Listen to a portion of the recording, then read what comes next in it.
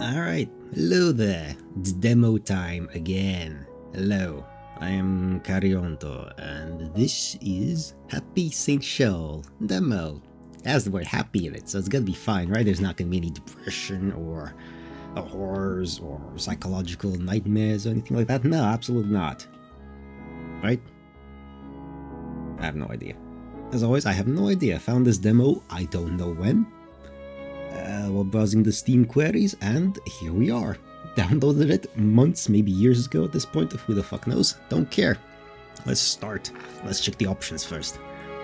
All is good, I think. Yes, good. Oh, goddamn, well, let me put myself on the side. Display scenes with gore on. Well, yes we will. Yes we will. Come on. I don't want to hide anything this game has to offer, this story has to offer. If there's gore, well then so be it. There's gore. Thanks for the spoilers, but like honestly I was kind of expecting something like that. I was expecting something like that. Because of course it's named Happy St. Sheol. So the last thing is gonna be is happy, obviously.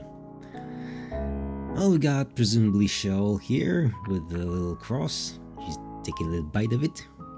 With a big rose and, well, no thorns actually. Anyway, start. Let's start. My name is Belial. Oh. Belial, hello. That's one of the devils. Well, let's go with that then. Sure, we are Belial. Is Belial your name? No, but it will be for this demo. Sure. Yep. Oh god. I guess literally this time around. What's it gonna be? I do like the frame. I do like when games do this kind of like storybook frames. That's nice. It's a nice little touch. The pre-dawn sky was dusky, partly due to the heavy metal particles polluting the air. The inside of the station was packed with crowds of people coming and going. I wondered how much longer we'll be plagued by this heavy fog, a thick haze that has shrouded the world around me since I left early this morning. Despite being midsummer, the ever-present gloom meant everyone around me was bundled up in thick overcoats. The unexpected chill in the air left me shivering on the platform in my lighter clothing as I waited for the train's arrival. The voice of the train conductor reaches my ears from somewhere nearby, cutting through the somber atmosphere. The station in the capital is not a place you can stay in for very long. The dust in the air from the coal left my voice hoarse and dry, and my body quickly froze from the blustery chill. And with so many people rushing here and there, I found myself worrying about potentially missing my train if I didn't stay sharp. So I hurried along in an attempt to make sure that didn't happen. A tragedy happened about 2,000 years ago that turned heaven and the earth upside down. Okay. In the blink of an eye, the world found itself at the mercy of a series of natural disasters and a pandemic later known as pestis. Earth's population were unable to survive in the decay and corruption left in its wake. Alright, we literally have biblical times here. Cool. Following pestis, one man discovered a strange mark on his body that had appeared out of nowhere. Whether due to the mark or not, he received a message from God, along with the power and knowledge to restore the world to how it once was. From then on, everyone born in this new world was marked by the same scar, which came to be known as stigmata. Huh. Heard that name before. It said one's power can be seen in the number of marks on their body. Oh, that's what it means. Ah, okay. Because I recall, I once played the Honkai Impact 3rd, and that they had equipable things called stigmatas, and went on the back and was like, not really scars, but I guess it could be scars. Okay, that's the connection. Or similarity, or like a similar interpretation of these things. A scar known as okay. Okay. It said one's power can be seen in the number of marks on their body, or at least that's what I heard from the town elders. So who knows how much truth there is to that. At any rate, I grew up in a small communal settlement in the most northern part of the 6 great continents following the reconstruction of civilization. Unlike in the capital, where pollution makes it impossible to tell the passage of day and night, the sun always shone brightly over the village I was raised in. The resident of the wasteland this desert would most likely quickly perish. the last heir of a long-forgotten civilization. But also, the descendant of a small tribe from some nameless scrap of land in the middle of nowhere. That's me. I left that village, which had grown tiresome in its familiarity, for the capital, a faraway place I'd always dreamed of. I found it impossible to befriend the folks in my town, who all looked the same and shared the same boring opinions. Not to say that I was an only child, but the age disparity between my siblings and I was simply too great. Either they were old enough to have children of their own, or were literal babies themselves. I was the only young man of marriageable age. The rest, having long since lost their minds, or various parts of their bodies, over the years, were simply not capable of taking on a leadership position. And I need to speed up the display speed. That's just a little bit slow. And so the folks in town wanted to place the future of the village on my seemingly capable shoulders. While I fully understand why they came to this decision, it wasn't enough to convince me to rot away in this godforsaken place, listening to the elders' incessant preaching. Surrounded by grandpas and grandmas, aunts and uncles, family member upon family member, in a veritable sea of relatives, well, the folks here are so deeply immersed in tradition that it's impossible for them to embrace anything new, like tepid water festering in a well. That small village was all I knew growing up, and it wasn't long before I grew sick and tired of being constantly surrounded by the same old faces. I've grown bored of waking up every morning in the cramped warehouse, wondering if today will be the day that the prophet will appear. Go to the capital. Those words plagued me, my every waking thought over the past 7 years, and yet I had nothing to show for it. Other than the well-worn pages of a book, History of the Great Northern Continent, and countless wasted days and weeks and months. If I had been in the capital, I could have bought a house, got married, and settled down to start building a happy family life, with a partner who I chose to spend the rest of my life with instead of someone decided for me by the village elders. Each time I was forced to hold the shriveled up hand of another old geezer on his deathbed, I felt almost suffocated by the thought that I, too, might spend my entire life rotting in a stagnant hole like this one. And that even after death, my body would be cremated alongside my brothers and sisters, my soul laid to rest for eternity in a mass grave, surrounded by the same folks I'd been stuck with while alive. Then, one day, I was blessed by a miracle. Due to the brutal heat and humidity, our crops were withering to nothing, and we were insanely busy trying to deal with it. Which is when our mysterious visitor suddenly appeared. He was a dark-skinned man with bright blue eyes, his cheeks speckled with multitudes of stigmata. He asked if I'd come with him to work at the temple in the capital, and I gladly took him up on his offer. I honestly felt like jumping for joy. This was my chance! My one and only chance to escape from this suffocatingly small town. Which is what ultimately led to me moving to the capital.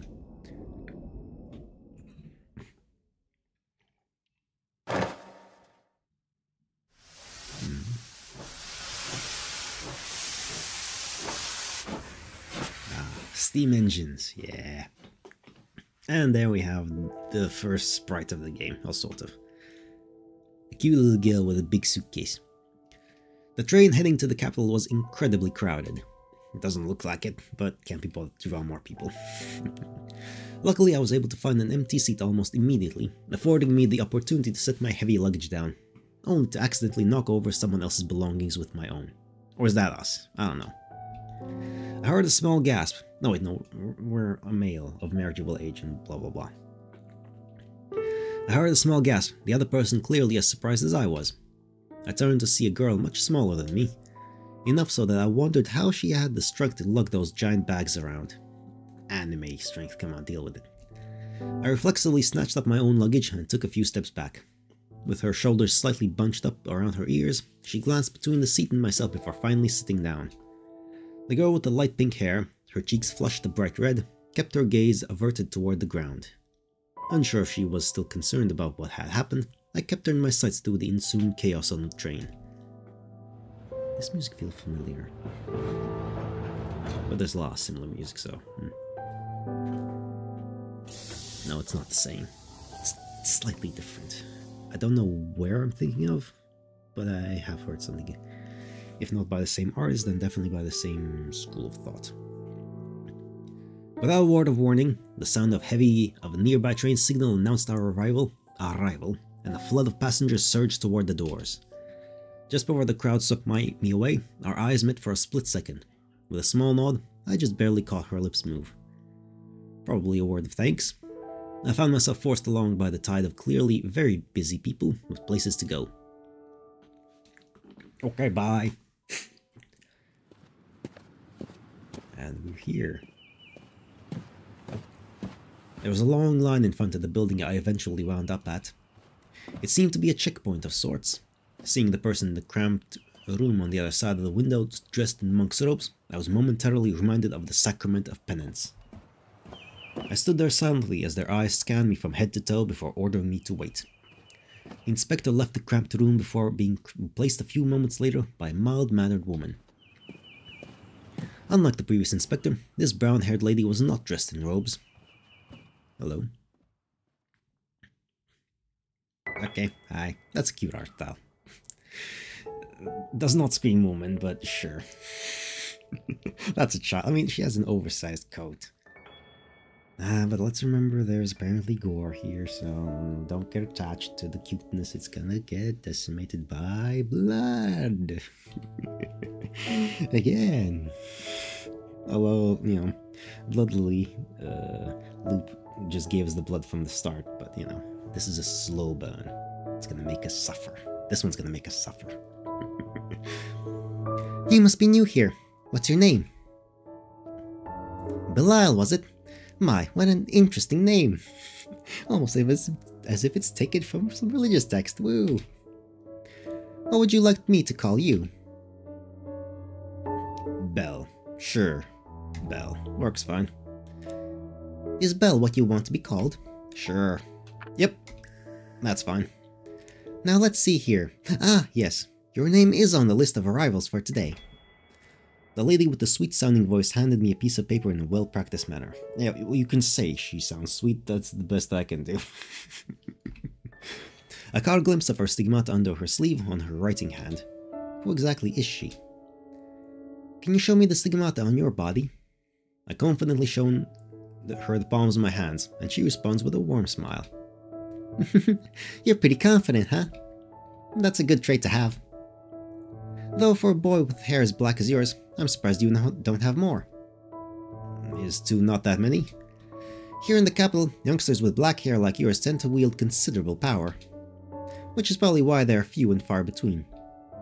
Really, I've had black hair my entire life and this is the first time I've heard of this. It's just a silly belief some people have. Folks living in the capital tend to view the world through a lens of gossip and bias. You could easily become a citywide sensation overnight. Well then, Belial of the health department, welcome! I'm sorry, I'm part of the what department now? Confident and funny, you've got it all! I'm sure you'll figure out everything you need to know during your first day here. Health department, okay, that's why we might have gore. So it might...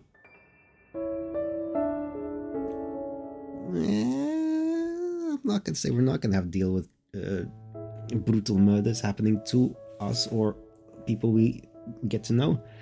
But you know, health department, that could explain the gore. We're gonna see some patients from the things. And it's not gonna be horrible psychological trauma. Well, they might relive that trauma of how they got the injuries, but you know, it might not. You must be exhausted after your long journey. Make sure you get a good night's rest. The dorms are located behind this building. It's pretty hard to get lost, but think you can make it on your own? I'm pretty good at finding my way around. Thanks though. Are you some kind of administrator here? I'm just an old lady. Sure. This is where we say goodbye, Belle. Best of luck in your future. Alright, bye, mysterious lady. That's when I took my first step into the underworld. Okay. That's okay, sure. Underworld. Right. Happy St. Sheol. Title screen. We've been not even 15 minutes yet. Oh, fancy little animatic.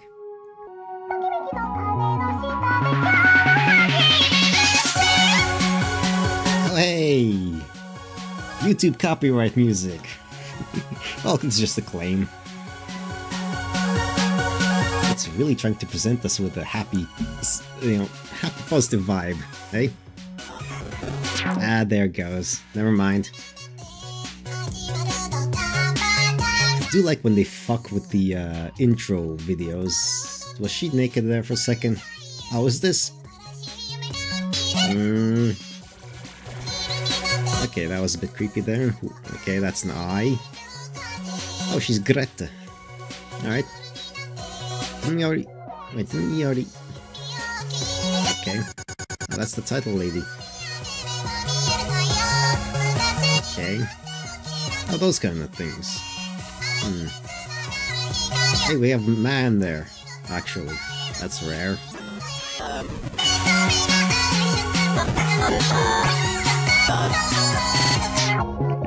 Oh, I like how it's fucking with us. I do like how it's fucking with us. Yeah, there we go. Okay, it's sainthood nakedness, not sexual nakedness, and that's gore, and that's blood monster. That was a blood flesh monster. We're gonna be sacrifices to those things. Okay. That's what's happening. So that's what's happening. That's why I usually don't like watching these intro movies, honestly, actually, because it kind of spoils me on some things that we might get here. Because we saw there. That little girl is some kind... Oh, we're just going for it straight away, never mind. That's a flesh monstrosity. Okay. Hi. I take a step forward. My foot sinks into the wet ground. Pretending not to notice, I keep going, dislodging the corner of my shoe from the mud. Yeah, sure, let's call that mud. The more I walk, the heavier my feet get. I let out the breath I've been holding in. Pain. Intense, like my lungs are being twisted about. My head is soaked too, despite there being no rain. I don't know how long I've run. Eventually, someone grasps my sweat-soaked hand. I grip the hand in return and pull on it more firmly. The girl, who is also out of breath, calls my name.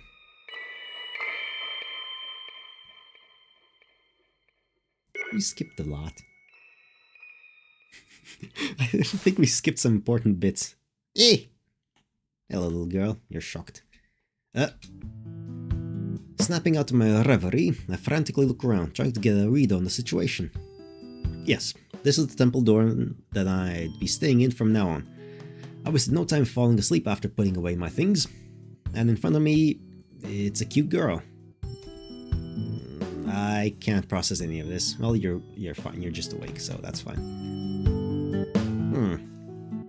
The facial transition is like a dissolve effect, which is a bit weird and a bit creepy, honestly. But I guess that's in line with everything else so far, so fine. I didn't notice it. Did Greta have that earlier? I didn't pay attention because I was busy. I don't even know what. What? Well, Yeah?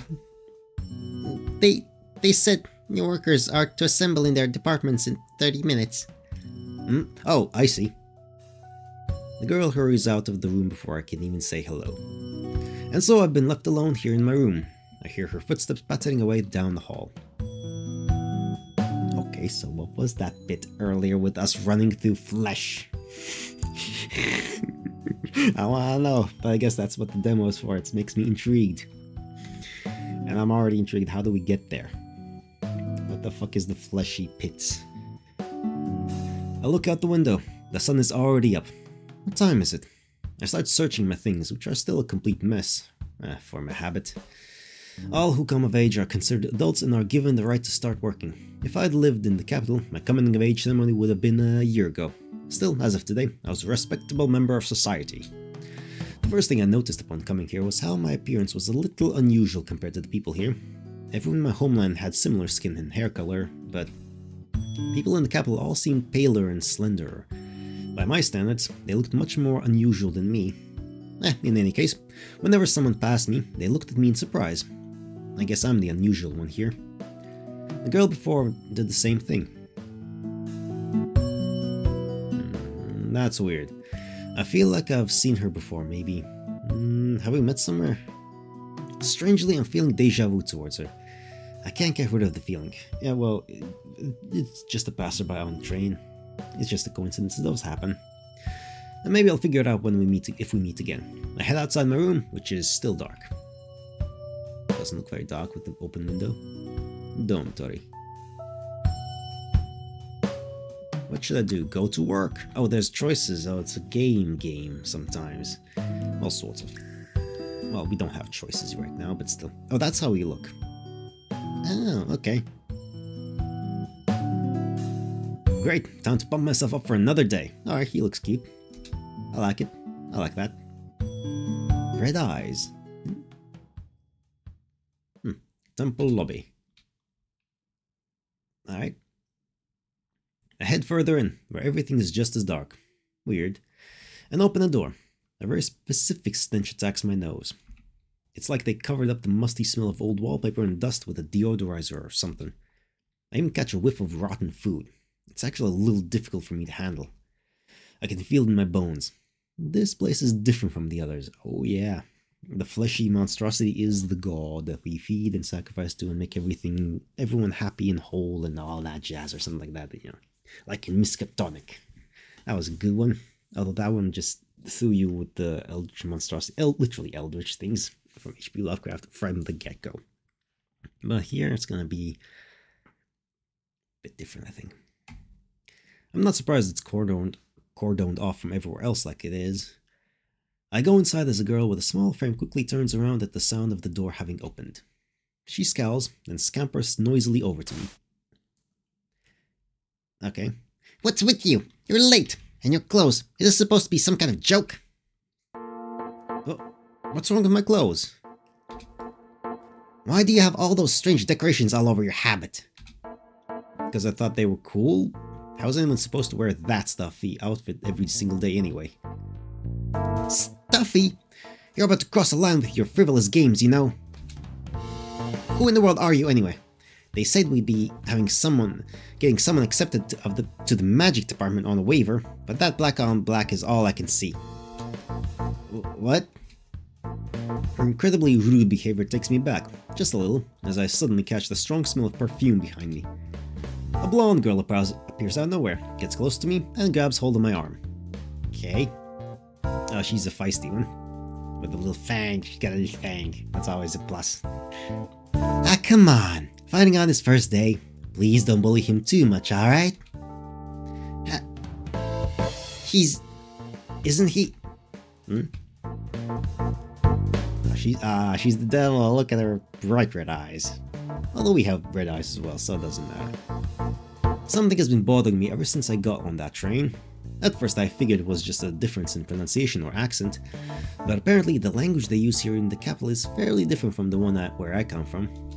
I can still make some of it out, but when people talk quickly and quietly like that, I can't keep up with it.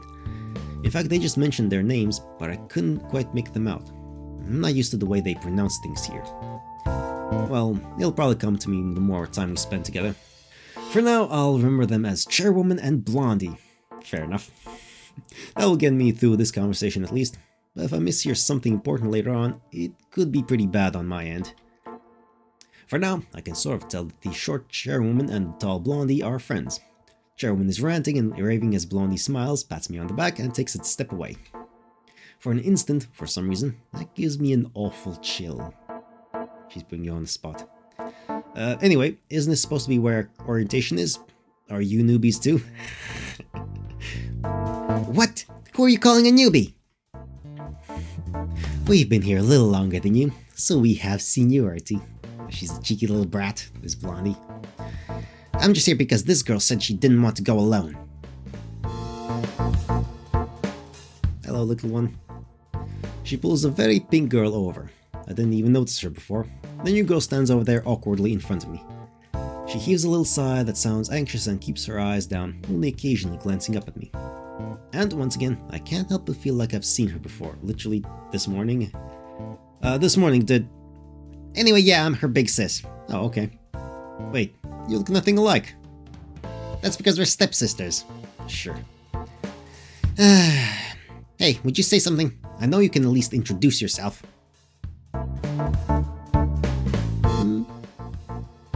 I'm Maya Elbeth. Pleased to meet you. Right. Maya's all scared. Is it because she's talking to a man? That's adorable. No, I told you she's always been like this, even back home, remember? My name's Belial. Thanks for this morning. I mean, I guess I'm older, but, pleased to meet you nonetheless. It's only by 1 year anyway. The difference is nothing when it comes to working here. Both of you are essentially babies. Belial, huh? That's a rather unusual name. Hey, Belle, did you know that was what it is we do here before you came? What do you do here? That apparently struck Blondie as pretty funny, since she starts cackling, mouth wide open. The other gives an exasperated sniff. Are you sure you're not in the wrong place? That's not what I meant. I was told this was where I'd get an explanation. Hey, I know this kid's right, but just explain to him already.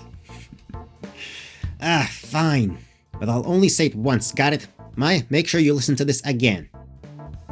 As everyone chuckles, Maya, the only one with an uneasy expression, nods along with me. During the explanation, I get distracted by how Blondie, who stood next to me, keeps looking at me and laughing. But in essence, this is how it is. This temple is called Saint Sheol. It was established in the center of the Curia to save people from pestis using power granted by God. Each of the 6 continents possesses a similar temple administered by the cardinals of each region. Here, Saint Sheol is divided into 4 departments, each under the purview of a bishop. The Magic Department, the Academics Department, the Health Department, and the Cleanup Department. Of the 6 temples, Saint Sheol is the only one with an established department for cleanup, which is what we're assigned to. We're essentially the cleanup crew that makes sure that the nation's cogs keep turning. Cleanup.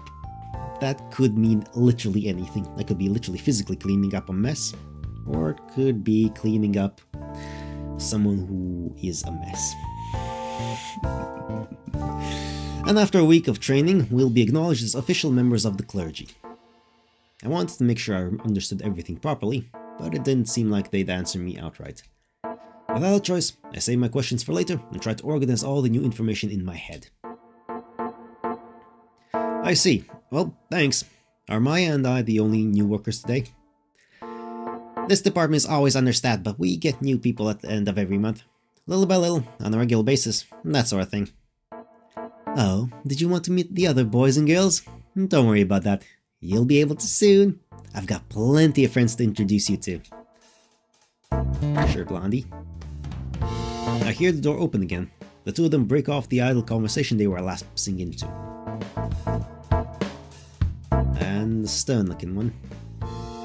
Sherwin's face scrunches up at the sight of him. Oh, well, if it isn't Sekuret. Weren't you busy? What are you doing here? Blondie approaches him first, but the boy doesn't even spare a glance for her. Instead, he sets a stare directly at me.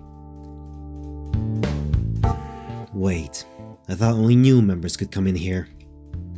That's what I wanted to ask. Why are you here? The bishop is... unable to come today. She is a busy woman. I'm just here in her place. They don't seem like they're friends. The chairwoman glares at him for cutting her off, but purposefully doesn't say anything in response. Their short conversation seems like it's over already. The one Blondie called Sekuret comes over to us and looks at me up and down. Ever done this kind of work before? There's no point asking that. He literally didn't know anything about it. In fact, I just finished telling him what it is that we do here at the temple. Sekuret, would you be so kind as to show these two the proverbial ropes? What? The bishop left this task in your hands, didn't she? I highly doubt you are planning on pushing such an important and crucial job onto us. Yes, that's right. We have to get to work ourselves. Thank you for this, temp assistant bishop. Good job. You're stuck with us now. The boy says nothing as the two girls go past him towards the door. That one's my little sister, so you'd better do a good job of teaching her. One of them makes the final demand before exiting the room. The other casually turns to us and waves before leaving. Alright. Oh, we're back. Not really thinking about it, but a moment later I come to my senses and turn around. The boy is still here, and he's got his eyes narrowed into a severe glare. Finally, he heaves a sigh and gestures for us to come with him. Okay, let's find out what the job is. Temple corridor. As we exit the stairs onto an upper passage even, the sound of our footfalls along the floor becomes awfully loud. Does everyone here wear boots in with heels or something? Even outside, the sun is still below the horizon. The gaudy stained glass on the hallway's walls reflects the dulled light of the sky, coloring the entire building with a pure light blue tone. Alright, the music's doing all sorts of things. It almost looks like sunrise. What time is it even? Does the sun not rise in the capital or something? It's the polar night right now. Oh, we're up in the poles. Okay. The polar night? It's the time of year when the sun doesn't rise during the day, so it's always nighttime. Really?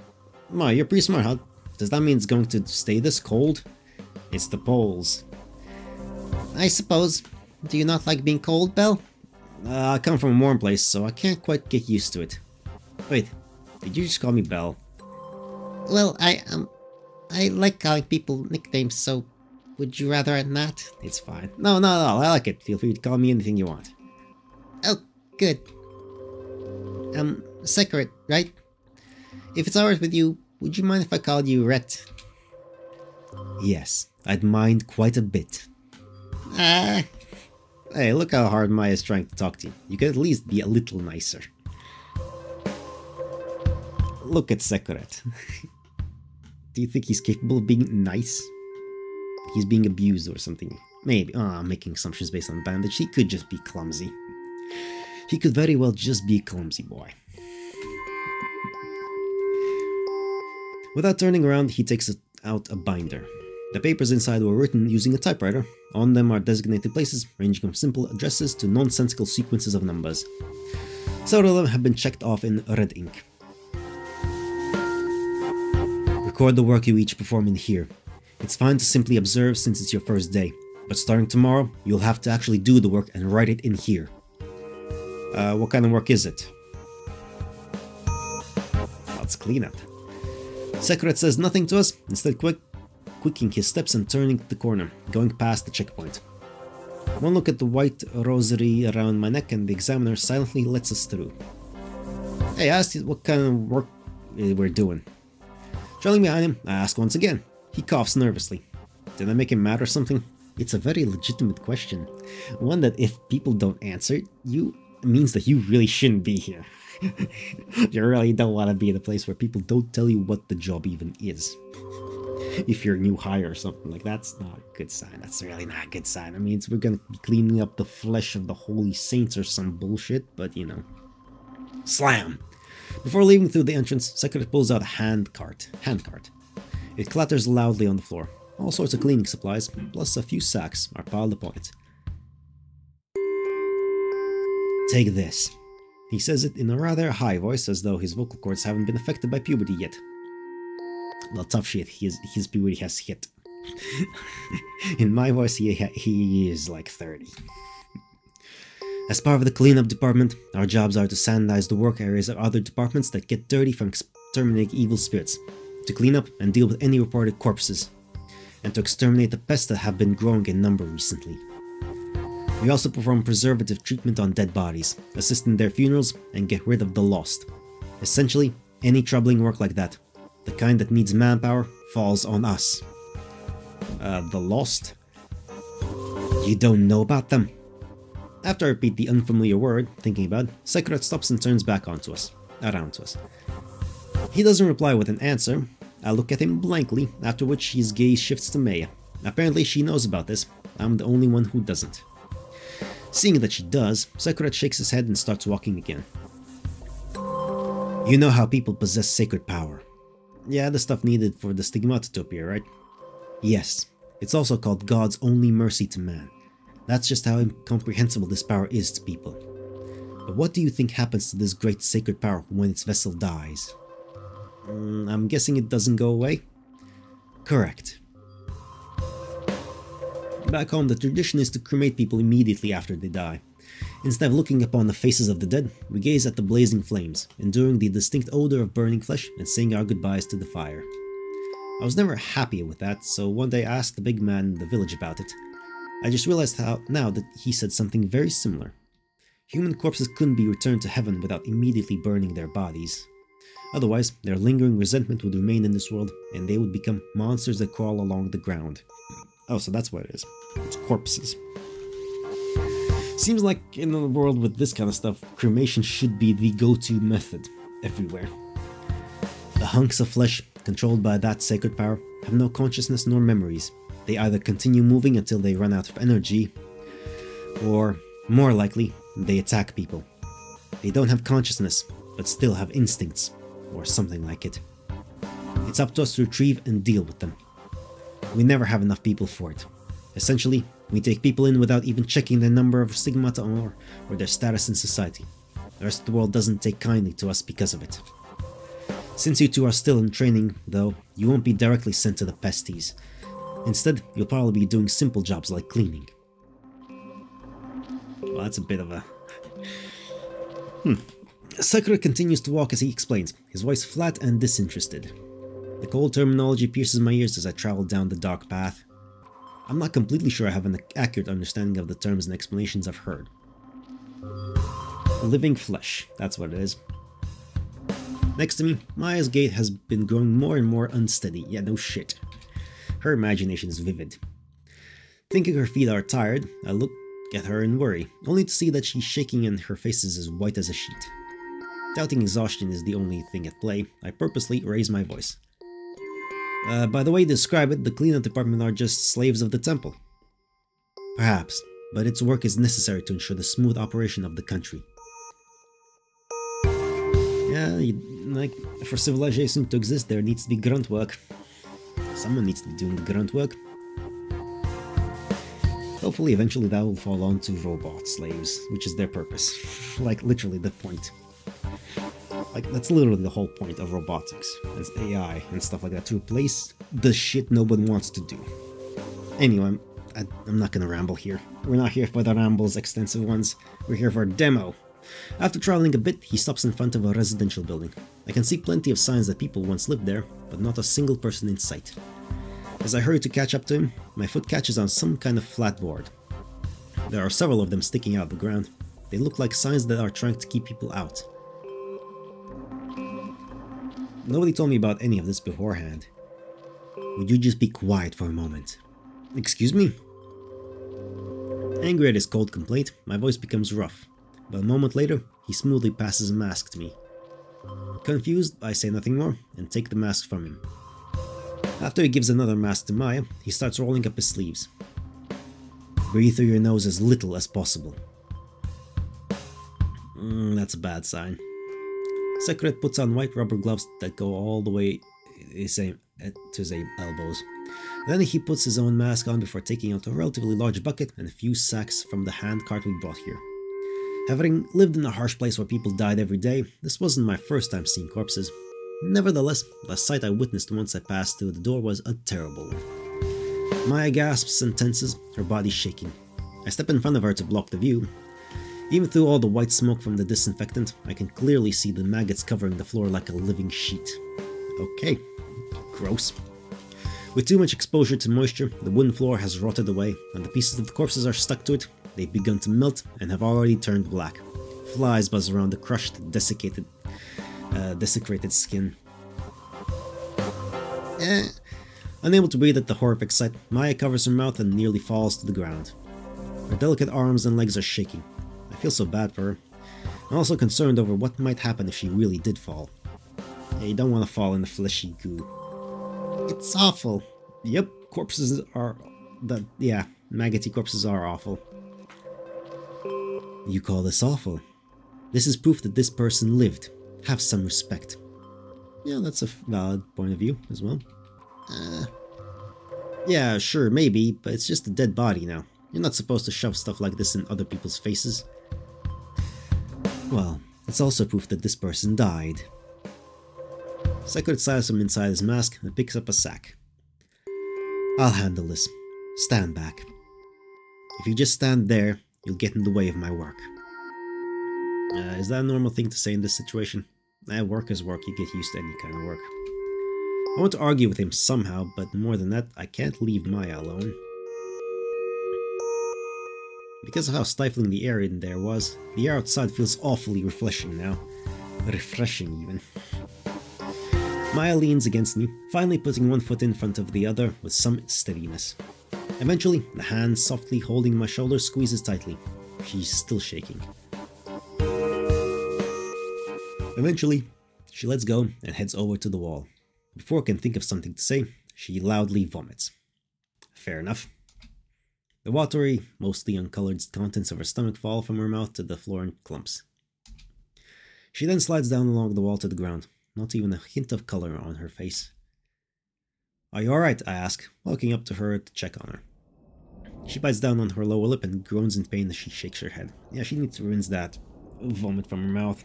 And like, maybe eat a potato. Potatoes are good. Or just have a nap, I don't know. Post-vomit physiology can be weird sometimes. It depends on what caused the vomiting. Because this is just gut-churning things. You just need fresh air, really. Get the fuck out of here. Let your mind compartmentalize this experience and be better prepared for it next time. That's what she needs. She needs a nap. Maya needs a bit of a nap now.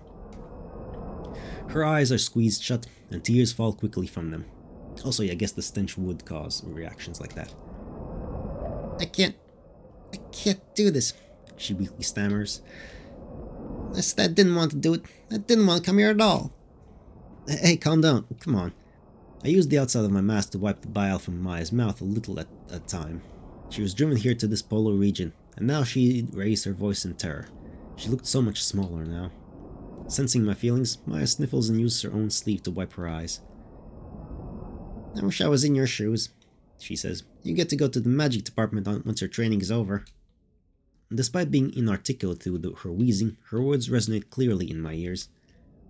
Her eyelids are swollen and red, probably from rubbing them so much. It's rough not having any talent, she goes on. It's really rough, Belle, to have nowhere to go. I haven't seen very many girls my age. Plenty of their brothers were around where I used to live, but the sisters were either pretty young or quite a bit older than me. Because of that, I've never even seen a girl crying like this, much less had to comfort one. But there one is, right next to me, just 1 year apart. Words of consolation whirl through my head, only to shatter pointlessly the moment I try to speak. My mind blanks, then gives way to a certain thought. Do people in the capital shove children like her out into the real world just because they're technically become adults? I didn't want to become an adult at all, she says, echoing the one question in my otherwise empty head. We weren't prepared for this in the slightest. What were we even supposed to do? Adults are the worst. Yeah, well, that's just how it is. Her hand, raised high above her, swings down as if to throw something, then lies there, trembling. I take that hand and squeeze it. Her hand is much smaller than mine, and is covered in tears and snot all the way to her sleeve. Poor little Maya.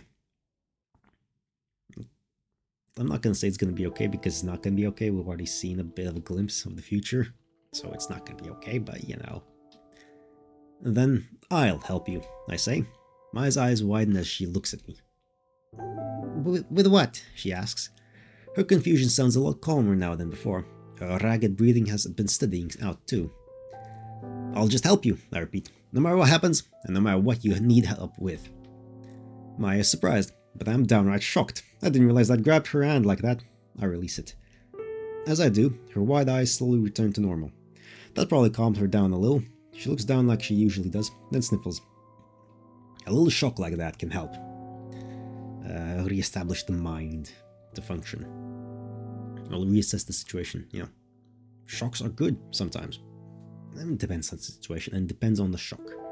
A little like clap like that can send you, can reset your brain. Thank you, she says. I guess it reset my brain there for a moment. Sorry about that. No, don't be. I'm the one who should be sorry for worrying you. Well, I've thought this since the moment we met, but you really seem to like helping people.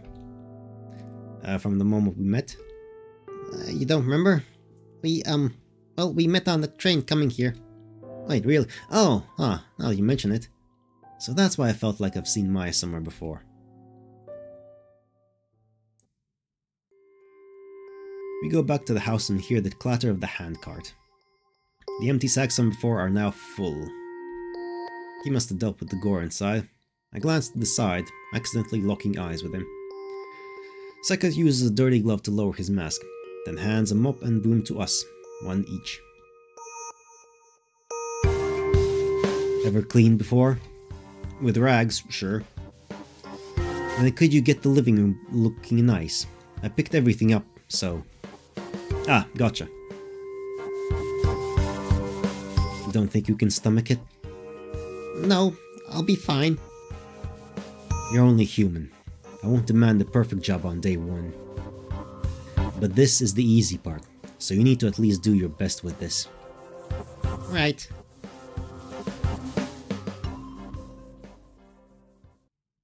Temple corridor again, back to it. After some cleanup. Starting tomorrow, we'd have to get used to not only seeing dead bodies, but also to touching them. But even with anxiety rising above every other emotion, seeing Maya's face twisted into even more worry than mine naturally made me want to worry about her too. The unending cycle. She's never been an active conversationalist, but she's been a lot quieter than she was before. I would have to think over what to talk about with her carefully. As 3 pairs of footfalls and the rolling of heavy handcart reverberate around us, Sekuret finally breaks the silence. Noon already. Huh? This is when the temple has lunchtime. You two go back ahead of me. What should we do after eating? I guess you should rest up, then go back to your dorms. Your lingas go back? We don't usually make trainees work very late. Didn't you hear about that? Oh, good thing too. Also, starting tomorrow, could you ask about work from those girls instead? I was only asked to do this for today, so... I mean, fair enough. Just as I'm about to ask him more about that, he pulls the handcart away with a loud clatter, marking the end of the conversation. Okay, he's a jobber. He's fine, he's understanding, but he's a jobber, here to do shit. And not be nice, but I accept it, he's fine. Gives off a cold first impression, but like he's just doing his job. I didn't even respond to that. He probably made that loud noise on purpose. What a bane. As I watch him grow smaller and smaller in the distance without bothering to turn back, I curse him under my breath in retaliation. Don't be, he's fine. Sekuret's good. It's Blondie you have to be worried about, I think. When Maya and I reach the cafeteria near our department, we find a lot more people around than before. People who give off similar auras are chatting and laughing about pointless things in their assigned groups. As we pass them, the topics sound similar as well, yet they're all different. As we enter, people we've never seen before see us and break out into laughter. The laughter spreads around them in a strange rippling effect. Are newbies coming back from their jobs so amusing to them? Apparently, we've earned some popularity in this department. They bombard us with questions and greetings. As we're responding to them, someone behind me softly grabs my shoulder amidst the noise of the room. I'm borrowing him, she says. It's the blonde-haired girl we met this morning, obviously. The scent of her thick perfume seems a little different to me now. Maybe she's been somewhere full of the stench of corpses this entire time. She's been working here this whole time too. The more a girl her age wanted to do herself up, the more she'd probably hate the stench. Even I would refuse to do this if I could. As she tugs on my arm, the nearby boys that had accosted me grin and wave their hands after me. I thought maybe people in the capital would be gloomy and unsociable, but it looks like I was wrong. People are people everywhere. Thanks for getting me out of that one. You weren't lying when you said a lot of people would be here. You're dead tired, huh? Maya! And Bilal too. Lest you forget. Are you okay? Did this buffoon or that other annoying kid bully you or anything? Hey, we weren't bullying her. It's making me dizzy. It wasn't this noisy before, so maybe it's because the sun hasn't come up here lately. Everyone's talking about disasters and calamities and such. About what? Those crazy beliefs about the end of the world. Oh, that's just common human things. Everyone always talks about the end of the world. All the stuff about this being the 2,000 years since the Great Disaster. I'm so sick of all these superstitious beliefs.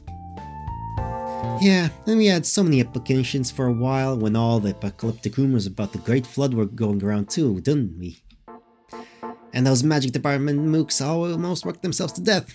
Wish I could have seen them. They just like rumors, that's all, right?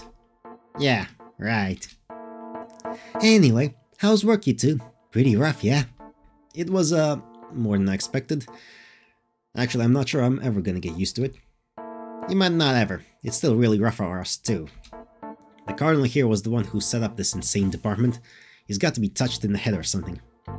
I mean, people are gonna die and there's gonna be corpses, but yeah, you need to institutionalize cremation. Like, for that shit. Because come on now. You cannot be having writhing corpses around. The sandwich I was given as my share is the worst sandwich I've ever seen. The bread is hard and cold, and not only is there a complete dearth of any meat on it, the sloppily applied sauce is like nothing I've ever seen before. To make matters even worse, the only thing sandwiched in this sandwich is a slice of lettuce, and I don't know how long it's been sitting out, but it's chewy as rubber. May as well just take out the fucking lettuce and eat the bread. That's at least fine. Is this it? Maya says something about it before I can. There's milk too. Wait, hang on. You're telling me this is supposed to fill me up? Oh, be quiet and stop your incessant whining. You're not a child. Exactly. You need energy to work. 2 slices of bread and a piece of lettuce and a glass of milk is not enough. Not enough. Everyone here feels the same way without you making a fuss about it, so shut up and eat. That sucks. I've got a lot of complaints, but I reluctantly force my teeth to bite through the world's worst bread. Mealtime. Though it would be blasphemous to call this food and conversation that, continued to drag on. I was just wondering what Secret is like. We left early, so... What? Thanks for making me lose my appetite. Maya, you don't have a thing for that sleazebag, do you? No, it's not that. How old is he? He's pretty small. Actually, are you sure he's male? He's the same age as you, and yes, he doesn't quite seem to fit in here, does he? Apparently he has 3 stigmata. Is that amazing? I don't know. I have 3 stigmata too. Most of the people here know each other, since we were raised in the same monastery, but nobody seems to have ever seen him before. They say he's from the capital. I wonder what he was doing before this. It's all just awful. I wouldn't want to risk catching some disease from him. Actually, maybe that's why he doesn't cling to people. Their docile expressions change completely. Isn't that funny to them? I zone out, unable to keep up. Maya's face, meanwhile, is a nice contrast to mine. She still looks like she's a second away from crying, just like the first time I met her. Maya falls silent again. She probably doesn't know what to say either. But apparently, Secret's been working here for a while, making him perfect to foist the more annoying jobs onto. Yeah, just like this morning. With guys like him, whoever foists the pain in the butt job onto someone else first is the winner. Oh, not to say you two were a pain in the butt really, just... you know what I'm saying, right? So, he has seniority here. Not bad for someone so measly. You're pretty cute, Maya, so you might actually be able to draw his interest if you cling to him enough. I couldn't. Hey, keep your weird ideas to yourself. He might be into younger girls, you know? After all, men are all perverts, sure. And, with Cherwin right next to them, Blondie bends forward and whispers that into Maya's ear. They both go wide-eyed in surprise upon hearing it. Cherwin laughs. Cut that out, she says, giving Blondie a light push on the shoulder. and watches the two of them start cackling. She probably kept her voice down on purpose. Even the good view of her lips moving, I couldn't make out what she said. I laughed flatly. To be honest, I could kind of guess from context. Poor Maya. She's giving a troubled, empty smile again. Idly, I wonder why they're doing this in front of me anyway. Did they forget I'm here? That's when my eyes meet with hers as she laughs. The girl just nearby leans on her shoulder and directs a narrow, gay-eyed gaze at me. She doesn't laugh loudly. If anything, it's more like a titta. That's where I become sure this wasn't a coincidence or a misunderstanding. They made the joke at my expense. Is this all a warning or something? I don't have time to think about it any more than that, though. A bell rings in the distance, and the girls' faces shift back to their cool, serious facades. This won't do. I have to get back to work. Oh, lunchtime is over. I guess they do look very similar, actually, although technically stepsisters, but whatever. Although most anime characters look the same. I wish I could go back to being a trainee. You're leaving? Yes, and if you're not busy, I suggest taking a look around. If you don't make an effort to get used to this place, you'll start getting lost all the time. The temple is super big. See you later, little kittens. Right, best of luck with your work too. Okay. It's actually getting long. Now then, where should I go? The demo's not over yet.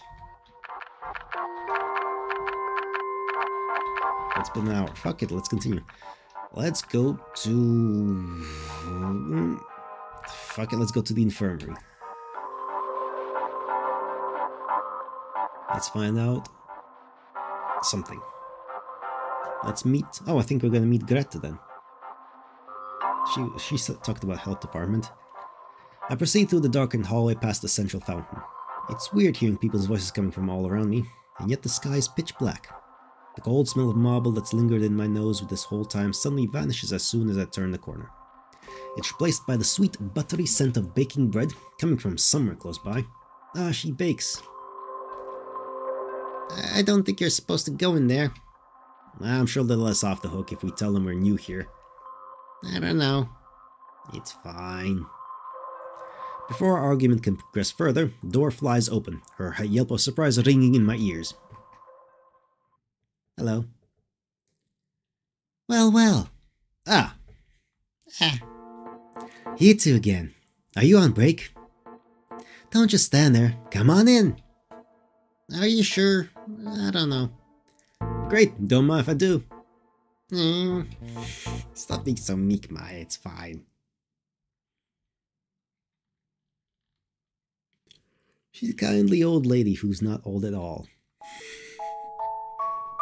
Upon entering, I'm greeted by a warm, pure white room filled with the same smell of baking bread I noticed from the hallway. It's almost enough to make me forget the horrific scene I just witnessed. How can a place like this even exist in a building as bleak as the temple? I hear a quiet clacking sound and turn to see a gloomy-looking man poking away at the typewriter on the other side of the partition. His attention remains fixed on the paper in front of him, squinting in concentration, seemingly unaware of our presence. Oh gosh, seemed like we just ran out of snacks. Would you two like a coffee or tea? No thanks. Have any milk? I sure do. 1 milk for Belle, coming right up. This lady is the first one I talked to upon arriving here at the temple. She has a kind voice that's warm and bubbly. Listening to her always puts me at ease. She never seems to wear the traditional priest habit though, preferring to wear a white coat that makes her look like a doctor. An oversized coat even. To make up for it though, rosary beads hang from her breast pocket like a brooch, glittering in the light. It's hot, so don't burn yourself. I appreciate it. Thanks. So what exactly do you do here anyway? Well gosh, what do I do? I guess I never gave you a proper introduction, huh? My name's Gret. I'm part of the health department. You probably don't know what that is yet, Basically, we help diagnose and take care of anyone who gets sick here. Oh, kinda like a doctor. You can call me that if you like. Honestly, it would make me really happy. I'm always here to chat if you ever have any health concerns. You can also stop by if you just want a cup of tea and cookie. Thank you so much for everything. Okay. Wow, I didn't realize nice folks like you existed in the temple. You bet we do. The temple's full of great people. Did you already meet the bishop for your department? They were apparently a little too busy today. That'll happen. Speaking of which, I'm dying to know what they're like. Haku Ekaran is truly amazing. Their story is pretty unusual, actually. They started working here as a bishop when they were only a few years older than you two. They're really strong and the nicest person around. A truly wonderful human being who routinely goes above and beyond to help those around them. I'm sure that you'll like them too. I'll probably understand better when I meet them myself. Do you two go way back? Well, yeah, I guess we do. The longer I have to assess a person's worth, the stronger my bond with them grows. I hope you two are able to share that kind of relationship. You've got a lot of hard work ahead, so stay strong and do your best. I'm rooting for you. Thanks. We'll be seeing you. Okay, bye. Okay. Yeah, she's nice. Kind lady. Oh, we just go everywhere. Sure. It's them. We're going to go until we end the demo. Flower garden. Ah, shit, also I've realized I've run out of voices, basically. There's gonna be a repetition now. I guess the British voice is there, sort of. While wandering around outside our department, or I guess the hillbilly voice, or whatever. While wandering around outside our department headquarters, Maya suddenly stops dead in her tracks. I spy a crude arch entwined with roses, reaching upward to the sky. The petals are wilted, as if from neglect. Can we just go in? There's a couple of benches around, so why not? Maya sits on one of them, staring fixedly at the dark dirt packed between the bricks and the nearby wall. Oh! I sit down, keeping a watchful eye on her. Her unexpected cry of surprise causes me to jump in my seat. What's wrong? Look, there's a bud sprouting. Oh, you're right. Seems like they're managing to thrive, huh? Even in this abandoned garden, they're finding a way. Impressive. Do you like flowers? Like them. I guess so. So when I come out here when things get rough and you need a break. You could even water the flowers sometimes, I bet. You really think they'd let me do that? I'm sure it's fine. Look, I'll help too. Okay then. And... or not. Okay, it was just a little interlude, basically. Now to the last place, the workplace. Alright. Industrial waste bins. Oh, those are explosive kind as well, obviously, because they're red. And video games have taught me. Red means explosive. Managing to work my way against the flow of people, I find myself in an area filled with smoke and stinking of burnt char. Is something on fire over there? It's industry. You know the cleanup crew is in charge of picking up garbage, right? I think they're burning it. Oh, yeah? Then this must play... Then this place must be at one of our workstations, huh? Seems that way. Wait, are you really going over there? I mean, we'll be going here soon enough anyway. Yeah, sure, what about you? Don't want to? Well, my nose is burning enough just standing over here. It's not that I don't want to go, but maybe could you go for both of us? There's somewhere else I need to be, sure. In the bush throwing up again? Yeah, well, if you're busy, then you should go. I'll catch up with you later. A part of me feels bad leaving her on her own, but I want to visit as many places today as possible. And there's only one of me. Despite the space looking large enough to comfortably hold around 10 people, it seems everyone took off immediately after work, leaving the place empty and quiet. Looking around the room lined with rusted containers and not much else, I hear a familiar sound and turn to find an equally familiar face. Sekurat's a short distance away, and just like yesterday, he's pulling a cart behind him with one hand. Hey! Don't ignore me, still got work to do. You're way more devoted than you appear. The closer I get, the thicker and more cloying the burnt smell grows. It's an almost animalistic stench mixed with the sweetness of rot. You should know this stench then. I caught occasional whiffs of a similar scent back in my village. Is this place some kind of crematorium? Something like that. He could have gone into more detail about what he meant. Instead, he simply shuts his mouth. And then Sekret returns to the task at hand. What exemplary work ethic. Watching him, my thoughts turn back to the incident at lunch. Being such a skinny guy, I wonder what his deal with food is. Partially distracted by random thoughts, I absentmindedly notice a blue-black mark on the nape of his neck, half hidden by his hair. Stigmata? It's in an oddly difficult to see spot. You've got some trash stuck to you. When I brush the white piece of fuzz around from his neck, his shoulders momentarily stiffen, as if flinching back from my touch. Then he hunches over. He turns back to look at me, his eyes wide with shock, before immediately averting his gaze. Even the chickens in the backyard were never this wary of me. Sekret's over-the-top reaction is slightly off-putting. Ah, it's adorable.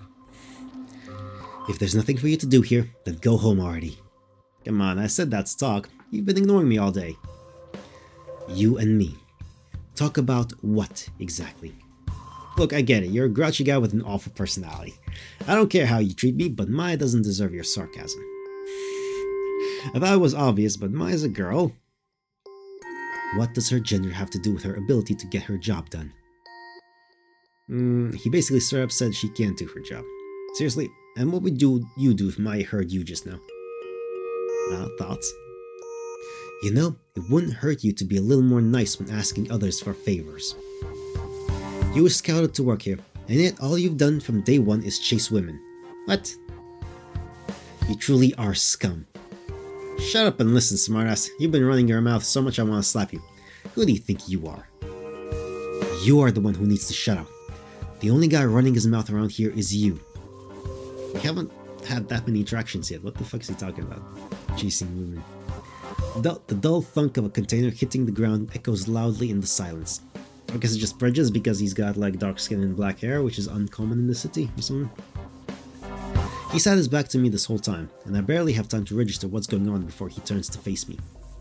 He glares, looking straight into my eyes, barely suppressing his anger. Letting out an exasperated sigh, he slowly begins walking toward me. Okay. You. What makes you think you have the right to shove your nose into other people's business? What did you say? You don't have the faintest idea what I'm talking about, huh? Tell me, as part of the disposal team, what exactly can you do in the underworld? Alert and wide awake, I find myself reeling with discomfort, faced with such an unforeseen situation. Disposal team? The underworld? Is he talking about the St. Sheol cleanup department? You'll have to find someone else to wipe your ass. Get out of here. Go home and get to bed so you can get up on time tomorrow.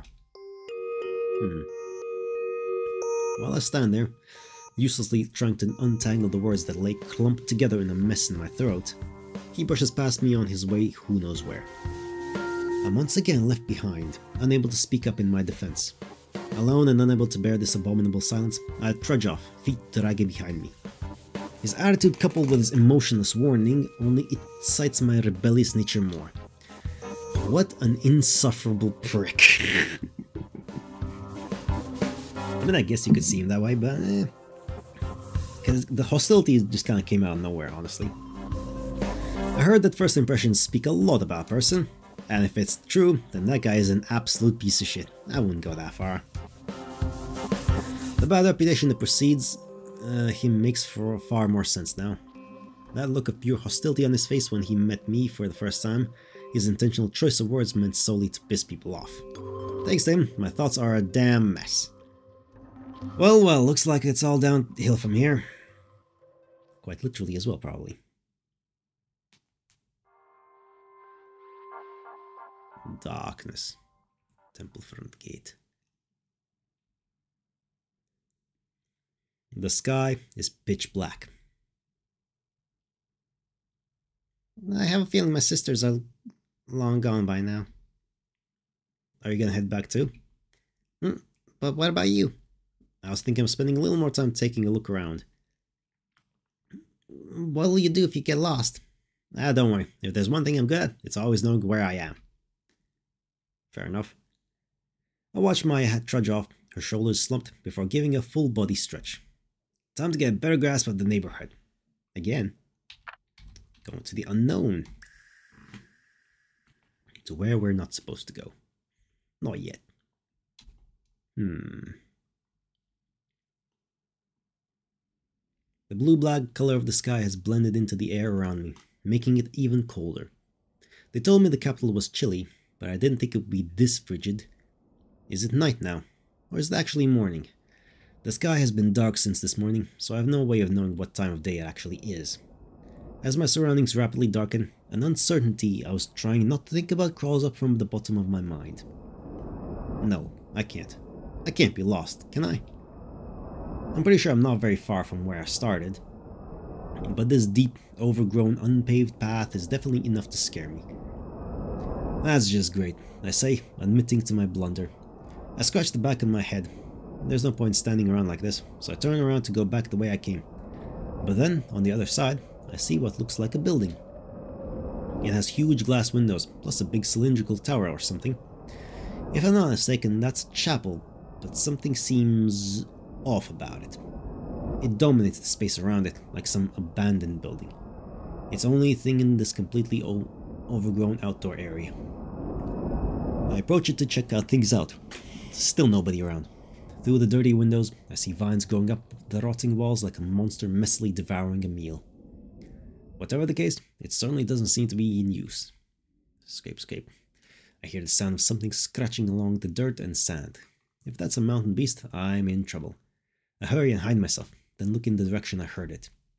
Surprisingly, as my eyes turn that way, I see a person standing there alone. There's no mistaking it. Not considering the utterly black night sky and the pure white light radiating from them. That's the saint. Haku Ekeren. The person has white hair, neatly tied at the back, and wears a rose corsage in it. The white light is strange and incongruent with the surrounding darkness. Instead of lurking within it, it controls the space around it, drawing the attention of any would-be viewers. I've never met anyone like that before, but the expression is so cold that I have trouble feeling regular human goodwill toward them. I can't even make out their gender. That's their wide, intricately decorated sleeves flutter as, with a sullen face, they walk through the underbrush, across all the branches and leaves scattered on the ground. The more I look at them, the less they seem like a person, and the more they seem like a skillfully produced work of art come to life. The moment I realize I'm staring too much, their eyes sharpen and they cast their gaze my way. I duck down to the ground before our eyes meet. Wait, why did I just avoid them? It's the uncanny valley feeling. It's something that looks human but doesn't feel like it is, so you instinctively avoid it. Immediately, I feel enough tension to make my heart burst. My pulse quickens, and suddenly, the sounds of all the nighttime insects seem magnitudes much louder than before. Senses sharpening. A short silence follows. Finally, I hear them walking away. Sweat drips on me despite how cold I was before. I quietly get myself up off the ground, casting gaze toward where they were. But nobody's there. They already left. I feel like I just had a waking dream while standing up. Will I make it back to the dorm in time? It seemed like a good idea to get back quickly, before I really let myself be blinded by it. Alright, we met the saint. Or the bishop, I guess.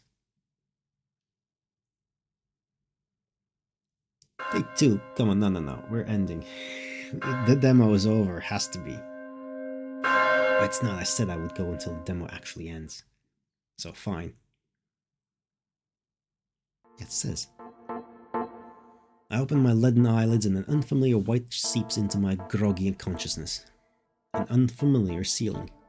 The white ceiling in question is stained in several places and seems lower than normal. Even with that awareness, it's still completely foreign to me. Morning? Fragments of broken dreams drift through my still dream-fogged mind before vanishing. I must have slept pretty soundly. I guess all that walking around I did on my first day had a positive effect on my sleep. Scratching my head, my hair a mess of curls, I take in my surroundings. Reality begins dawning on me when I see the pile of clothes that I left scattered on the ground the night before. I should really put my stuff away. As expected, no one came to wake me up. I might have arrived only just yesterday, but today is technically my first official day of work. The situation outside my window looks unchanged from yesterday, enough so that I begin to question the passage of time itself.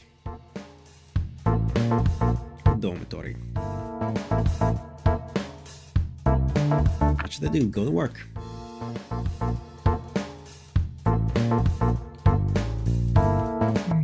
Dormitory hallway. I have to make sure to lock the door to my room before I leave. The key I was given yesterday is so small that without some way to attach it to myself, like a string, the chances of losing it are quite high. As soon as I shut the door to my room, the door next to mine flies open, and a disheveled-looking blondie I've come to know fairly well steps out. She's not even dressed yet. Belle, morning! You weren't in your room last night. I'm not sure where you were, but pretty bold, spending the night out on the town of your first day. The only one bold around here is you. What in God's name are you even wearing? She's wearing lingerie, that's what. What, this? I just woke up and forgot to change. Oops, I'm such a klutz. She did that deliberately. Glancing down at herself, she spins around on the spot, posing like a model in a magazine. Her outfit doesn't leave much to the imagination. Do all city women dress like this? No, she's just an exhibitionist, basically. Do you usually forget to get dressed? Go back and change already. So, honest opinion, how do I look? Good enough. Yeah? She's absolutely pulling my leg here, of course she is. So you stopped by my room last night, huh? We're neighbors, aren't we? I had to say hello. Well, for your information, I wasn't out late because I wanted to be. I went to take a look around and got lost. The temple is massive. You must have had a great time. Don't worry, it'll all fall into place soon enough. Just don't be late tonight, okay? I want to visit later. Oh, also, could you tell everyone I'm gonna be late? Why? The girl averts her gaze, ruffling her incredibly tousled hair in agitation, clearly annoyed, although I'm not sure why. She has to get dressed. Look, sometimes girls have these days where we feel bloated and sick. Do you really need me to spell it out for you? Well, fine, but if you don't put some clothes on, you're gonna catch a cold. Hilarious as always. Sure. Cleanup department office. Her high-pitched laughter follows me as I head to the gathering spot for our department. The cleanup department, located in the most dimly lit corner of the building, always seems bathed in shadows. The closer I get, the more humid it feels. Good morning. I croak, my voice oddly deep. The tension in my shoulders is even affecting my throat. A chorus of muffled voices returns the greeting, although it's hard for me to tell where they're coming from since no one looks up. Those who reflexively glance my way quickly lose interest. Morning, Maya. Well, I am the new guy here. I find myself calling out to the only familiar face in the room. Oh, Belle, morning. Did you make it back alright last night? With only her face turned in my direction, her ladylike posture makes her look almost like a peony. Peony? I have no idea what that word is. She's adorable. And I can't look it up because I don't have the internet right now. I told you, I'm pretty good at finding my way around. How'd you sleep? I found the pillows here, they're kinda lumpy and uncomfortable. Hey, you! Did you come here by yourself? Oh, you're here too. Just answer the question. Where's that girl? She's still in her room? Blondie said she'd be late. Pretending to be sick to get out of work again, huh? She said something about feeling bloated and sick sometimes. Excuses! That's what she always says to get out of morning meetings. You should know better. Besides, I'm the one who's gonna get in trouble for it. First of all, it's way too early in the morning for this. For some reason, the cleaning department meets earlier than the others, or you have to clean up before others, so that others can do their jobs without a mess in the way. With a high proportion of uneducated lower-class youngsters in the cleanup crew, it's necessary for the bishop to teach them the fundamentals. The younger priests arrive before the workday starts for class, with the more experienced and older priests filtering in sometime later. I had a proper education, you know. For some reason, the temple always seems to attract mannerless country bumpkins with no common sense. Like moths to the flame, and it's normal folks like us who pay for it. What a nuisance. A chill instantly fills the room. It's probably from the way I shut my mouth halfway through her diatribe, though I had no intention of doing so. Maya shoots me an uneasy glance. I have a hunch she thinks I'm offended. She didn't mean you, of course, Belle. No, she did. Did I stutter? I meant exactly what I said, for crying out loud. Did I stutter? That's a great fucking phrase. Suddenly, I see a tall shadow outside the window and hear the sharp click of heels. The sound instantly dispels the suffocating silence. The door bangs open, accompanied by a cheerful, "Good morning!" and the chorus of applause echoes through the room, louder than when I arrived. As they step inside, memories of what happened the night before sucker punch me in the brain. Oh no, it's the bishop. Unable to return their greeting with my mouth hanging open, all I can do is stare, my eyes following their every move. Alright, hello. Ding. How's everyone doing today? Oh, she speaks slowly as fuck. Lately, it seems like the weather's been playing by its own rules. Another chilly day, huh? Don't forget, all your wonderful bodies are on loan from God. I think it's slowing down. So be sure to take good care of them so you don't get sick. Okay. Their long, loose skirt fluttering around their legs with the slightest movement seems in direct contrast by their white hair tied back in a bright, tight bun. Haku Ekaran, the cleaning department's bishop. I swear I saw them in the forest yesterday, but they very, very different. Yes, that was a very different vibe. Huh. They're very different from what I experienced. Oh, wait. Let's keep that there. Yeah, there we go. Shh! Be quiet! Her warning comes a moment too late. The bishop's eyes meet mine, which have been glued to them since they walked through the door. Compared to yesterday, they seem far more relaxed. She's curious. Ah, yes. Perfect timing. I have some great news.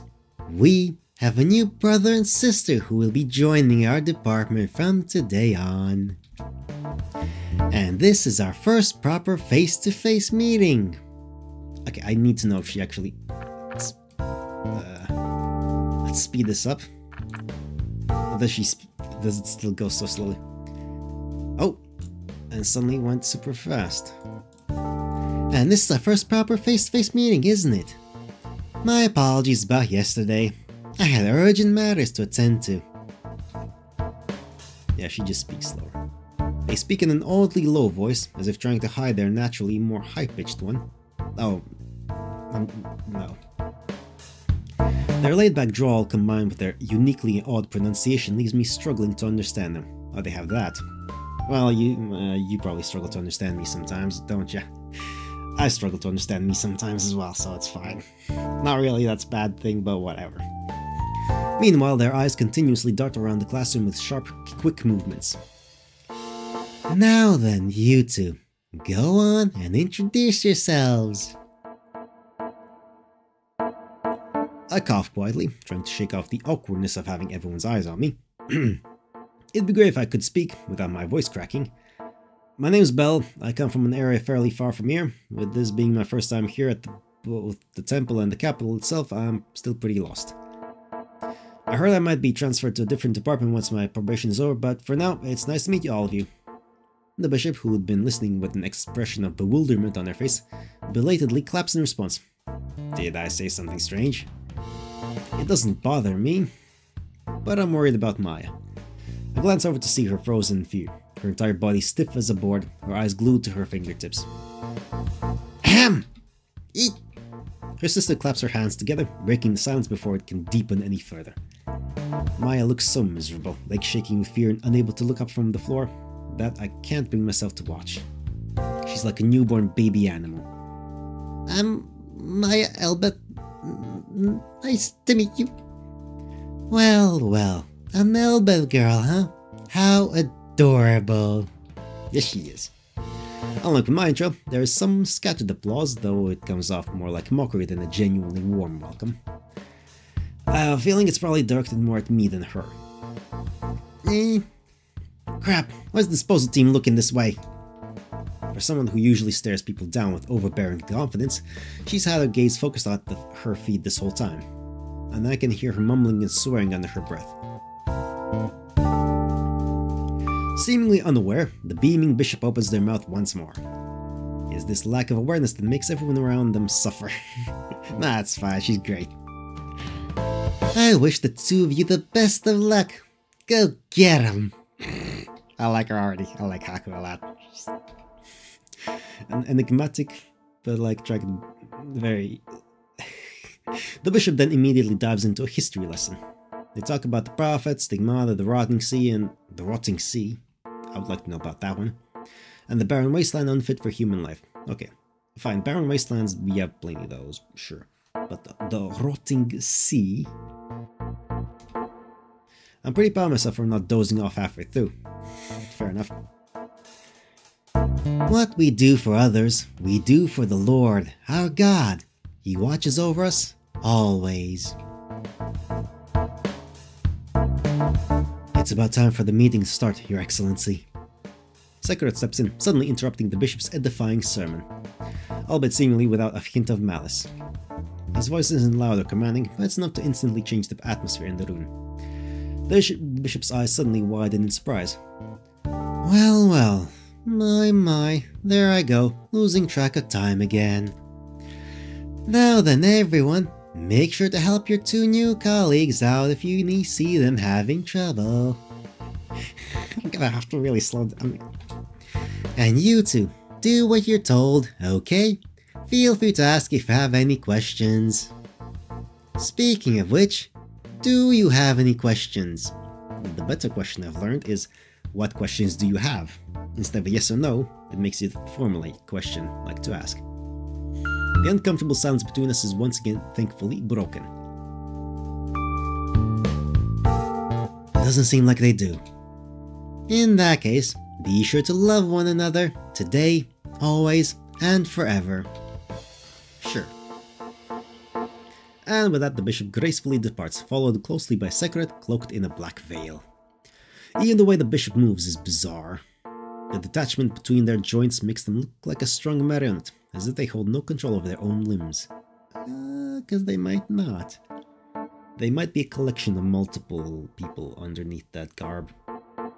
It's almost as if they might fall at any moment, needing someone by their side at all times to catch them.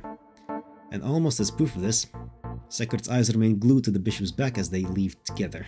The door closes, and once their footsteps fade into the distance, the noise level within the cleanup department quickly returns to normal. The bishop seems pretty laid back. The stories I've heard paint her very differently. The way that she talks, she sounds like a princess reigning over a field of flowers. Wait, you're saying that person is a woman? I think so. You don't often see a bishop with white hair. It's kind of funny. But do you know what's funnier? I heard she was transferred here from a higher position of power. I'm not following. What do you mean? She was demoted. Her eyes light up as I take the bait, her former awkward boredom completely gone. Is gossiping about others really that fun for her? She's the daughter of a cardinal. That's how she gets away doing whatever she wants. We should feel blessed being dumped into this godforsaken department to clean up corpses, right? By the way, you better not go spreading any of this around. And especially not in front of that annoying jerk. You mean Sekret? There's no need to remember that sleazebag's name. After finally getting her voice back, poor Maya once again firmly claps her mouth shut. I can't tell if they get along or not. Knowing she'll just keep picking on Maya, I speak up in an attempt to divert her attention. Oh, why's that? Sekret hates that bishop more than anyone else on the disposal team. Just hearing her name causes his face to wrinkle up in disgust. You're serious? But they just left together. He's her assistant for the time being. His resume is not strong enough for anything but a temp position, though he's aiming for her spot. All you need to know is it's a huge mess. The sooner this rat's nest goes under, the better, in my opinion. What do you have against him? Look, just drop it already. You have eyes, you can do your own snooping on your own time. You'll get wrinkles if you keep scowling like that. Ah, for crying out loud! Looks like she's on the warpath again. Conversation between two women passing by floats in and the chairwoman freezes in place. I wish I could work with my sister too. Do you even have one? Haha. It's the type of conversation we probably wouldn't have heard if we weren't paying attention, but just that snippet is enough to turn her face bright red. She's clearly run out of patience. Unable to hold back any longer, she vents her anger out on the defenseless chair next to her before turning her death glare directly on us. Why? You're embarrassing me by existing! Can you tell how annoyed I am? Or do I have to spell it out for you? Please calm down, why don't you? After shouting at us, she stomps out, a look of fiendish rage clear on her face. It doesn't bother me, but to leave Maya behind like that... she hangs her head, depressed. I don't know what to do today. My sisters aren't around, and even Q left this first thing in the morning. Who's Q? Don't worry about it, Maya. We already have a basic understanding of what needs done, right? We can just do what we did yesterday. And if we somehow mess it up, no one will blame us. They'll blame our seniors who abandoned us without proper instructions. I guess you're right. When I'm alone, I start to panic. My attempt smoothing over the situation seems to work, as her anxiety starts to slowly melt away. And I didn't accidentally say the wrong thing this time. I'm not someone who tends to care about other people, but I'd like to avoid seeing Maya cry at all costs. While my reason for doing so isn't all that clear, on one hand, it kind of is. Basically, it's pain in the butt if she gets upset and starts sobbing. The last thing I want is to be stuck with a girl who's bawling her eyes out, Maya or otherwise. Maybe she feels the same way. For the first time in my life, I find myself earnestly praying for the peacefulness of a boring, ordinary life continues. Everyone's personal files lay in the most conspicuous spot in the department room, meaning we don't have to look far to find them. Our respective binders are buried among the pile. Each of our files contains a single sheet of paper with the location, date, and simple job description written on it. Seems easy enough. Do you understand any of this, Maya? For the most part. It seems like we get a new one of these every day. I wonder who puts them into our folders. Who knows? Maybe the bishop? She's truly amazing. This is long for a demo. Like for a visual novel, this is long. I wonder how long the full thing is then, because good lord. It can't go for more than 2 days, right? We're already at an hour and a half and I haven't been rambling that much. Nothing bad happened. In the end, we simply psyched ourselves up for nothing. All we had to do was clean up a dirty house. I'd be lying if I said I didn't feel nauseated a couple of times, but compared to what I dealt with yesterday, it was a breeze. Alone with Maya, my thoughts randomly turned back to yesterday. Maya is not good at her job. That's simply a fact. She can sweep the floor at least, but she's pretty clumsy, and anything more is entirely out of the question. After mopping, she trumps across the still wet floor, leaving messy footprints behind, and has no idea how to wash windows. Having to redo all her work means what should be a simple task takes twice as long, and helping Maya with her tasks means I can't focus on mine. Her mood quickly turns as gloomy as the weather outside. Let's head back. I don't mind coming back again later on to finish everything up. Besides, it looks like it might rain soon, and I feel bad making you wait. I can go home by myself, plus I don't want you to have to come back here twice. I don't mind. I was thinking of taking a break anyway. Ready to go? Okay. Meek little Maya. Oh. Thanks to the sudden downpour, the road leading back to the temple is a muddy swamp. The grooves in the road are pretty deep, and I know one wrong step means I'll be drowning in muck. I'm able to make a path through the sludge, but Maya, who's right behind me, seems stuck, waving her arms frantically in front of her body. Are you okay? If you are, she'll end up planting face first in the mud, so be careful. Here, take my hand. Stability, the third point. You need 3 points for stability. Legs are just 2 points, and only 1 while moving, so... I take both of her anxious hands in mine. Being so naturally shy, she cries out, her eyes wide in surprise, before squeezing my hand tightly. She's able to force her way forward, with the occasional pause to carefully extract her foot from the sludge. It's because of those ankle boots of hers. There's a reason why folks in the cleanup crew tend to wear tall, heavier boots. It takes a while, but we finally make it safely back to dry ground. Well, more or less. My boots and the hem of my habit are both so caked in mud that it's impossible to shake the grime loose.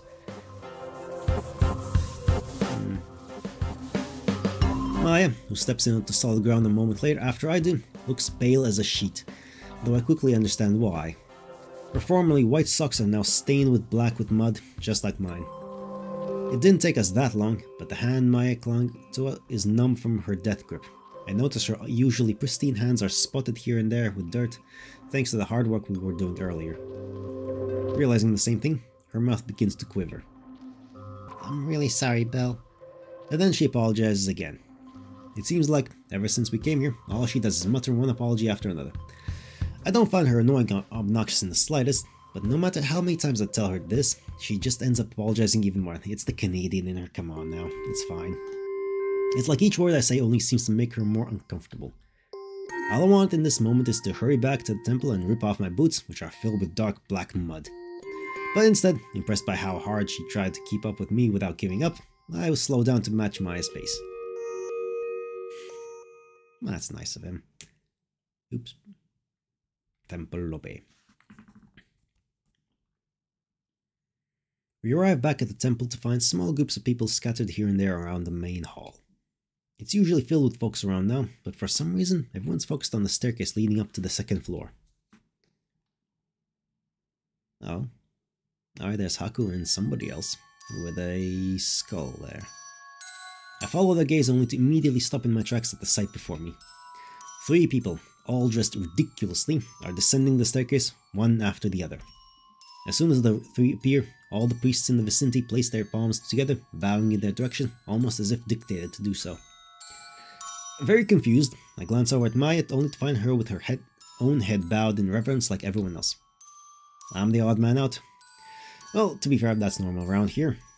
But I go ahead and bow as well, copying the folks around me. I furtively watch their passage out of the corner of my eye. The person in front is the short guy who asked me about my village, followed by the guy who was with Greta, and finally the bishop from the cleanup department. 1, 2, 3. Shouldn't there be one more? Huh? Just as the procession is about to pass us by, I murmur quietly to Maya, head still bowed. She glanced at me before beginning to count on her fingers, still bent at the waist. Yeah, 4 departments. But 3 representatives. It's probably the bishop from the academics department.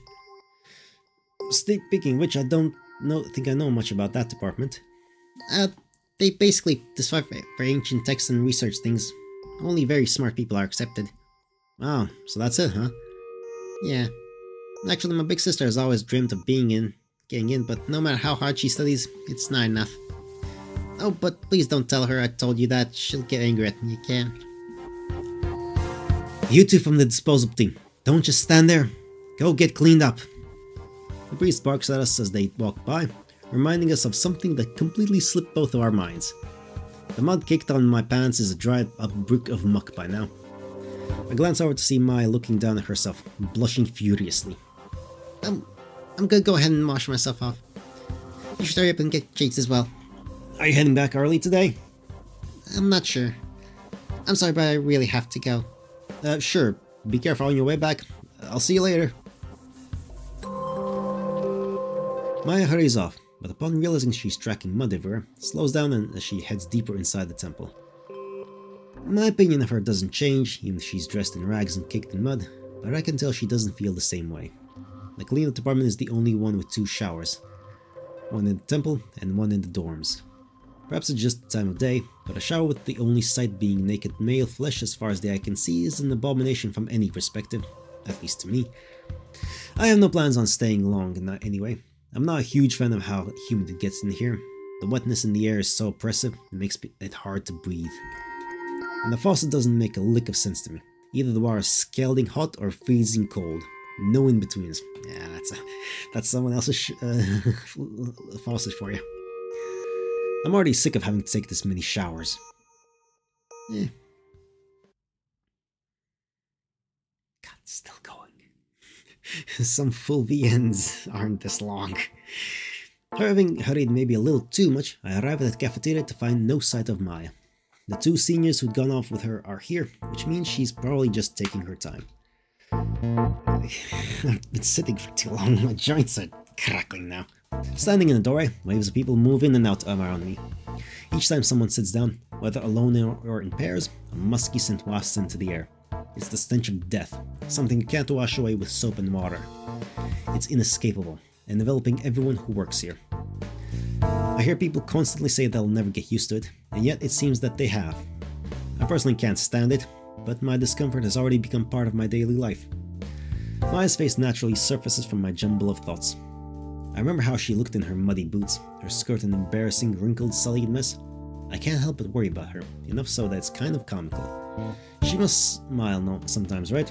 It seems like an obvious fact, but the only image in my mind can conjure up is of her bowing her face mask of misery. Bowing her face mask of misery. Calm there. The picture of her that sprang to mind gradually begins to solidify. She's still nowhere to be seen.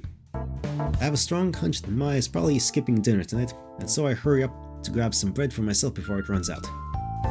I guess part of me misses her, though I don't really know why, and I can't seem to escape the putrid scent that lingers in the air, clinging to the tip of my nose. I should really study the floor plan of the temple so I don't get lost anymore. Indeed we should. Now then, where should I go? Oh, come on. More places. You know what? No, this is interesting enough, but we're ending. We're ending. This is too long for a demo. We're ending. I am interested. I'm curious. I'm gonna get this eventually, continue this. But, come on. We're done. We're done. Like, we're done for today. That's that. That's that. That's that. That's the end of the demo, even though it isn't. It's long, but I am curious. I'm interested to find out that this goes on the list, which I will. So I will play this fully, read this fully, in several years' time, probably from the publishing of this video, because this goes on the list, but I'll have like 100 other things in between now and this. So, yeah. Bye-bye, see you like what, 2028? For this one specifically? Anyway, ta-ta for now.